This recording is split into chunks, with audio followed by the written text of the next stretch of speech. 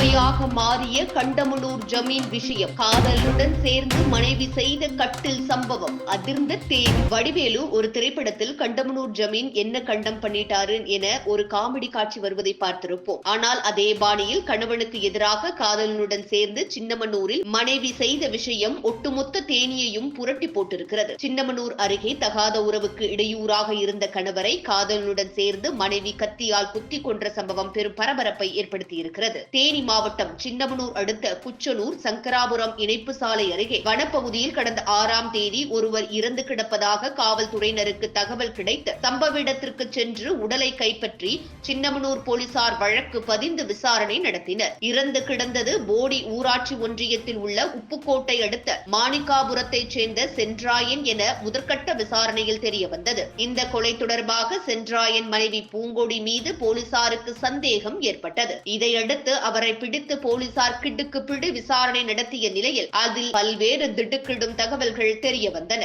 இது குறித்து போலீசார் கூறுகையில், சென்றாயன் பந்தல் போடும் கூலி வேலை செய்து வந்துள்ளார். குடிப்பழக்கத்திற்கு அடிமையான அவர் நாள்தோறும் வீட்டில் தகராறு செய்து வந்துள்ளார். கடந்த மாதம் குடித்துவிட்டு தனது வீட்டுக்கு அருகில் உள்ள வீட்டில் புகுந்த பாத்திரங்களை அடித்து நொறுக்கி இருக்கிறார். இதனால் பாதிக்கப்பட்டவர்கள் வீரபாண்டி காவல் நிலையத்தில் புகார் செய்தனர். இதன் பேரில் போலீசார் சென்றாயனை கைது செய்து சிறையில் அடைத்தனர். கடந்த செப்டம்பர் 4ஆம் தேதி சிறையிலிருந்து வீட்டுக்கு வந்த சென்றாயன் வீட்டில் மனைவி இல்லாததை கண்டு குச்சனூர் சங்கராபுரம் இணைப்பு சாலையில் தனியார் தென்னந்தோப்பில் வசித்து வரும் தனது மாமனார் வீட்டுக்கு சென்றுள்ளார். அங்கு மனைவியுடன் மாணிக்காபுரத்தைச் சேர்ந்த உறவினர் ராஜபிரபு இருந்துள்ளார். ஏற்கனவே மனைவி மீது சந்தேகத்தில் இருந்த சென்றாயன் குடிபோதையில் தகராறு செய்துள்ளார். இதையடுத்து அவரை சமாதானம் செய்த மனைவி ஊருக்கு செல்லலாம் என கூறி கணவன் மனைவி மற்றும் ராஜபிரபு ஆகியோர் ஒரே 2 வீலரில் சென்றுள்ளனர். செல்லும் வழியில் குச்சனூர் இணைப்பு சாலை அருகே வனப்பகுதிக்குள் சென்றாயனை அழைத்து சென்று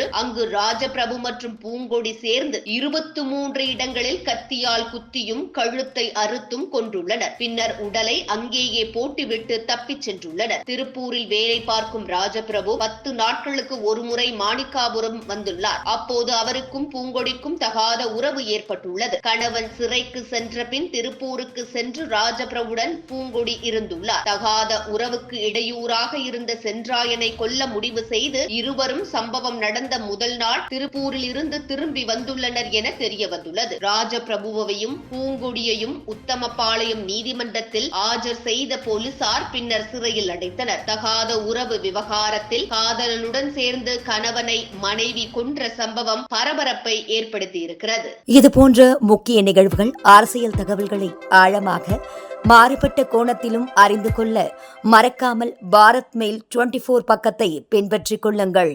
உங்கள் ஒவ்வொரு ஆதரவும் இதுபோன்ற பல நிகழ்வுகளின் பின்னணியை அறிய உதவும்.